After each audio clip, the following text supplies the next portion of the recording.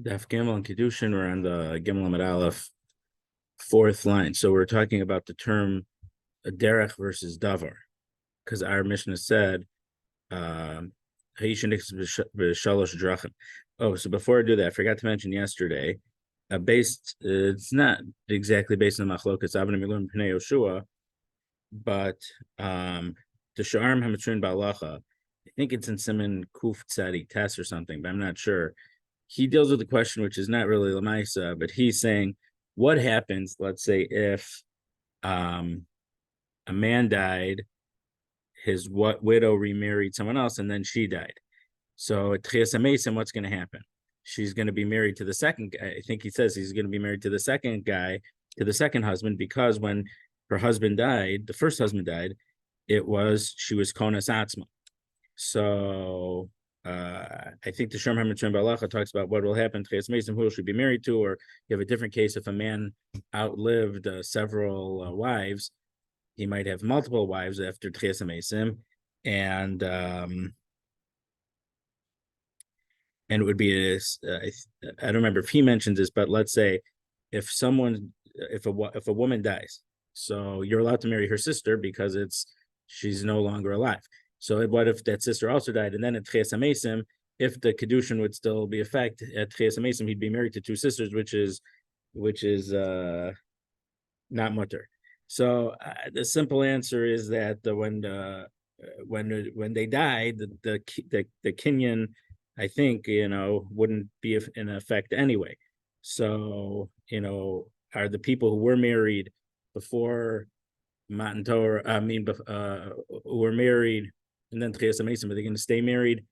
To me, it's not so pashut. Now, the Rebbe Chanan has a famous piece about what is Eliyahu Navi's wife muteris to remarry, or was she not gonna because Eliyahu died, or Eliyahu didn't die. And then Reb Chaim Kanievsky I forgot what's in the back of a sefer. He has a page or two talking about that. I don't remember what he discusses it, but I think the pashtus is what the Sherman Mitzvah Balach, I'm not worried about after Tchias HaMesim. It's not going to be that people are suddenly going to be married to two ervas at the same time. My Rabbi in Odisha Yosef Ben Ichai has a simon about that. Also, that's more lamaisa, and I don't know if he worded it in the sefer that way. I know I heard it from him in a share. Let's say the problem is that if a woman was married, widowed from her first husband, and they had kids, and then later on, whatever, she remarried, and from a second husband, could she be married to the first husband or not? She had a family with her first husband. Let's say she got remarried later in life, so she doesn't have a family with her second husband. Her kids want their parents to be buried next to each other. Is that appropriate? Is it yes or not? I don't remember the exact answer right now, but that's also a discussion which is kind of related to Konas Atzmo. It's an issue, and that's more lamaisa than Tchias HaMesim. Okay, Gimel Amud Aleph, fourth line. V'hadid nan. So the Gemara is continuing to bring cases where Mishnayos or Braisos say the word derech, and it's saying, well, if the main word to say is derech, why doesn't is davar dvarim? And there was a special reason for Kiddushin that we use derech because bia is called derech. So it's going to ask from many Mishnayos, how come it says derech when it should say dever? Koi or kvid yesh bo drachim sheshav l'chaya v'yesh bo drachim sheshav l'behema v'yesh bo drachim sheshav l'chaya u'l'behema v'yesh bo dvarim she'in shav lo l'chaya v'lo l'behema. A koi is some type of animal. It's like a behema in some ways. It's like a chaya. It's kind of like an androgynous of animals. So there's some ways in which it's similar to a wild animal. So, for example, a wild animal, if you shecht it, you have to cover the blood. And there's some ways that it's similar to a behemoth. And there's some ways that it's similar to both of them, and in some ways that it is not similar, it's dissimilar to both of them. It's not like a chayin, it's not like a behemoth. So nisni dvarim, how come it says drachim? Why didn't it say dvarim? Vesu haditnan, in another mission, this is one of the paths, the ways, the drachim, that divorce for a woman is similar to a bill of freedom, a get shechor for a slave. So again, when it says drachim, let it say dvarim. If our Gemara said that the default term should be dvarim, so now the Gemara gives a new explanation.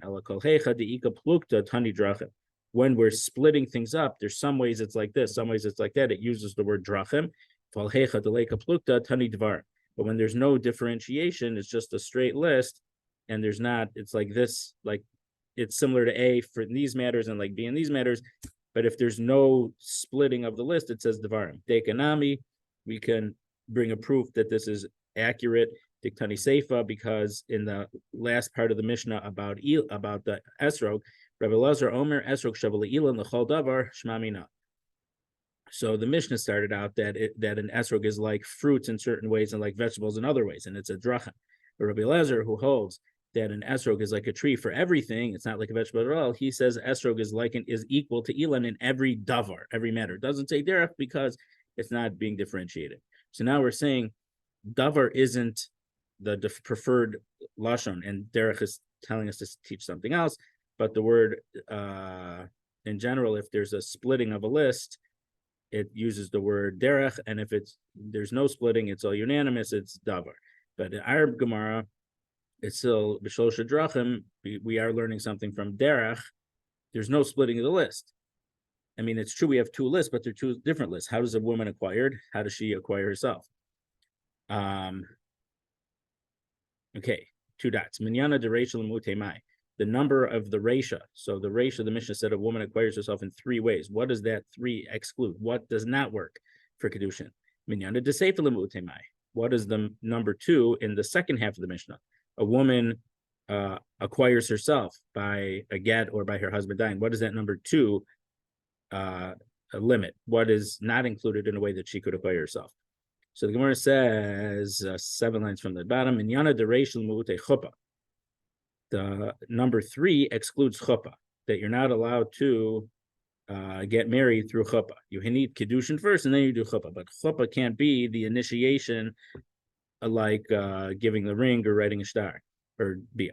Well, Rav Huna the Amar chuppah konami kavachomer l'mutemai, and Rav Huna we're going to learn in the next few blot, who says that a man can't be mekadesh a woman with chuppah. Yeah, I should point out. So there's 2 stages of getting married. There's Erison or Kiddushin, and then there's a Nisuin. So with Erison, it's only the first stage of marriage, and they're not married yet.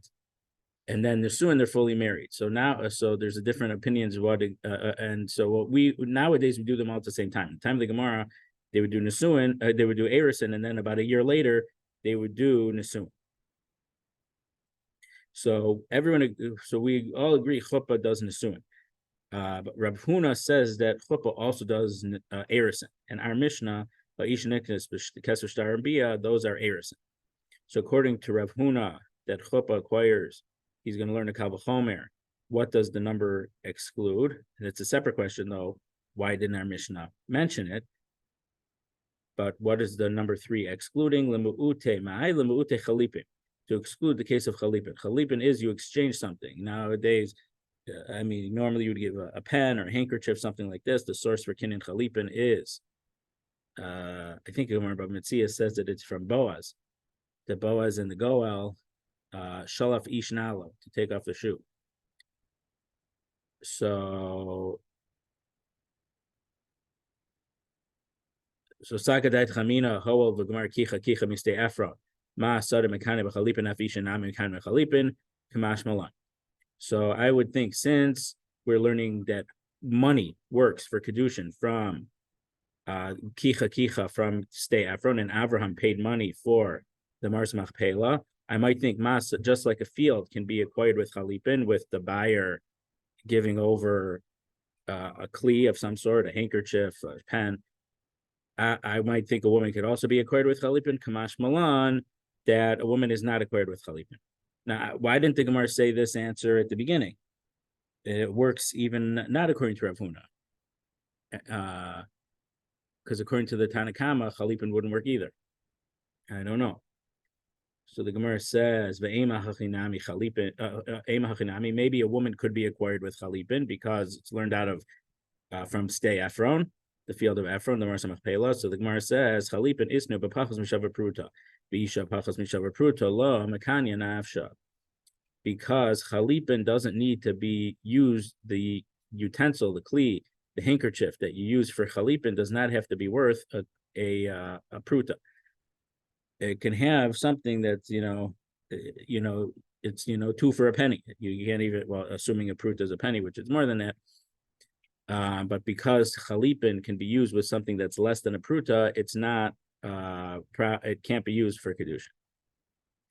Minyana deseifa lemuute chalitza. So what about the second case of the Mishnah? The woman acquires herself in 2 manners, get and her husband dying. So what does that number exclude? What method does not work for her to end her marriage, that she reacquires her freedom and her ability to accept Kiddushin from someone else, which I think fits in very well with the Pnei Yeshua's Lashon. She didn't have a yad to be Makabel Kiddushin. Once her husband died or she had a get, now she has a hand again to be to become Mukadesh to someone else, to exclude Chalitza. And Chalitza is the ceremony that if case of Yibum, when a husband dies and they didn't have kids, so one of her brothers either does Yibum and marries her, or does Chalitza, she takes off his shoe, and then she spits. The main thing is not, we think the main thing is the spitting, but it's not. And I think when I saw from Rabbi Schwartz, I think he said not to spit, but she should just let the spit come down from her mouth and not try to actually spit it like on an arc, arc. So that chalitza process does not work to end a regular marriage. It only ends the zika of a sister-in-law to a brother-in-law after the death of her husband without children. I might think you could learn a kal v'chomer from a case of yibum, that it works to terminate a yibum marriage, so it could terminate a regular marriage also. And here's the kal v'chomer: Ma yavama she'ena yotz beget yotz b'chalitza. A yavama is not freed from her zika by receiving a get from her brother-in-law, but chalitza does work. Zu sheyotz beget eno din sheyotz b'chalitza. This woman who does go free with a bill of divorce, a get, she certainly should go free with chalitza. Kamash malan, that we do not say such a kal v'chomer. Well, why not? Maybe you could say such a kal v'chomer. Amar Kra, the pasuk says, sefer krisos. So a get is, the Torah calls a get. Get is an Aramaic word, and get means contract. Even regular contracts are called gittin. At the 8th parak or the 10th parak above a basra, get pashut. It's a simple contract, but it's not necessarily to terminate a marriage. But in rabbinic literature, a get we use specifically, and nowadays a get refers to a contract which ends a marriage. But really, the word get, which Mishnah Gemara, just means contract. We saw in the previous Amud Gitei Nashim and Shechruri Avadim. So sometimes it calls it Gitei Nashim, but a get is just a contract. Sefer Krisos. So the Torah calls it a book that cuts them apart, or cuts them, to cut off the marriage.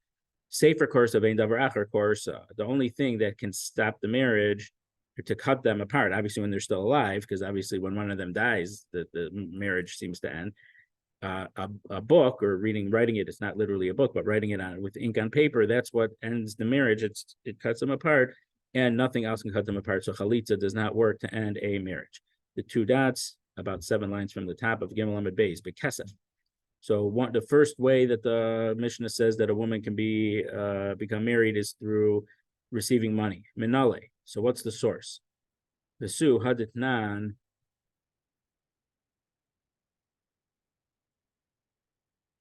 Now we kind of answered this already, because we said we learned kicha mistei Ephraim. But Vesu, and furthermore, haditnan ha'av zaki bebito b'kedusha b'kesav shtar b'bia minalan d'mekana b'kesav b'kesav d'avohu. We have a Mishnah that says, and this Mishnah is in Ksuvos, Daf Mem Vav. The father gets the money. He has merits in his daughter to get her Kiddushin, whether it was kesef and shtar and bia. Minalan d'mekana b'kesav. How do we know that she can be acquired by money? And how do we know that the money goes to the father? Amar Rav Yehuda Amar Rav, the Amar Krav, Yatzachina main kasef, and kesef ladon zav, al yesh kesef ladon acher, umanihu. So by Amma Ivri, a girl who was sold by her father to be a slave, it's like an Eved Ivri except for a girl. It's only for minor girls. She goes free. Ain kesef, there's no money. So the drasha is there's no money to this master when she goes free. This is when she went free because it was 6 years. We'll see later on, whole Mishnah, that she goes free whether she works 6 years or when she starts showing signs of puberty, naros, or she can pay off the remaining time for the 6 years and go free. But when she goes free here after the 6 years, there's no money to her masters. But the drasha is, but a different master who she has does get money. And what does that mean? The father, meaning when she would leave the father's house because she would get married, and obviously the father is one who's allowed to marry her up because she's a minor, she can't accept the Kiddushin yet. He does get money. The Ema Ledida, well, maybe she would get the money when she would get married.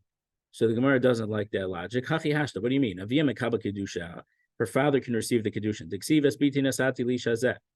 Because it says in, I think in Kitetse, this is by the Motzi Shemron. So the father says, I gave my daughter to this man.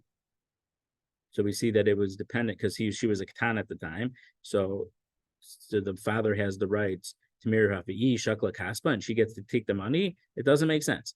The Gemara says, well, no, maybe she would get the money because katana delays layad lekabel kedushin.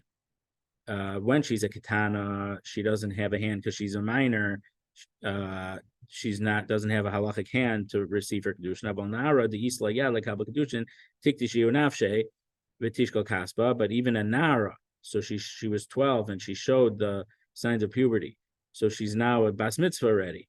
So maybe she, being an adult, she can accept the kedushin and she can be mekadesh herself and get to keep the money. No, the pasuk says binoreha beisaviha. Even when she's a nara, she's already bas mitzvah, and it's 6 months before that period transfers, and then she becomes a bogeres. Binoreha beisaviha, when she's in her state of naros in the house of her father, kol shavach neurim lavia. Any benefit that she gets as a nara goes to her father. So even as a nara, her father would keep the money. The Ella had Amar Rav Huna Amarav Minayin Shenat Maisa Basla Av. Rav Huna Amarav said, how do we know that? If she works, how do you know that her father gets the money when she's a good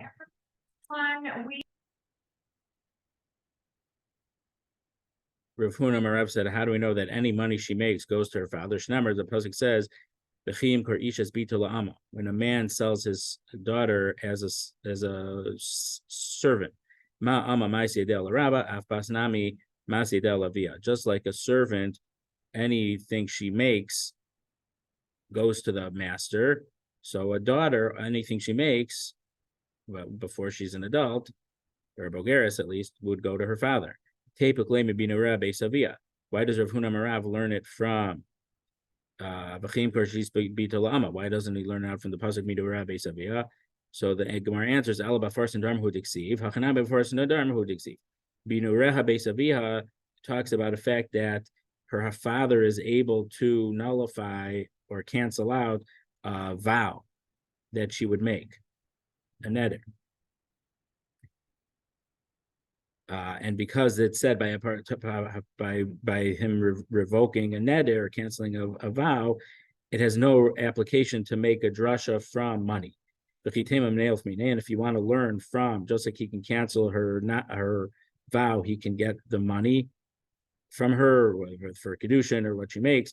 We can't learn monetary laws from Isurim. We know, for example, if there's a machlokas Rav and Shmuel, we pass like one in Mamanos and one in Yardea. They're separate things with their own rules, and you can't learn an Isser from a mom.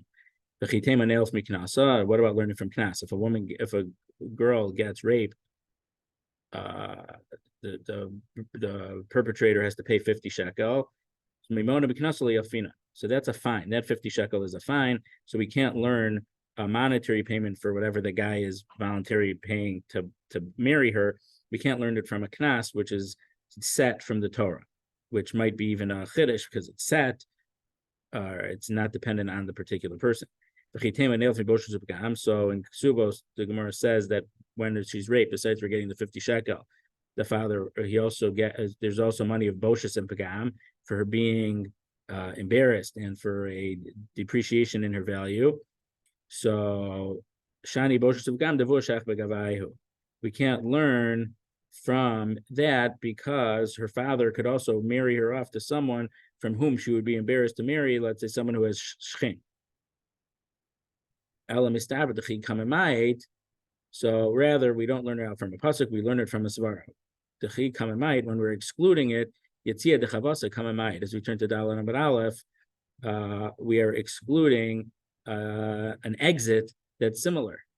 So leaving Erison similar to being a servant, and just like when the Amma Ivriya, the master doesn't get money because she's no longer in his domain. So also Ein Kesef,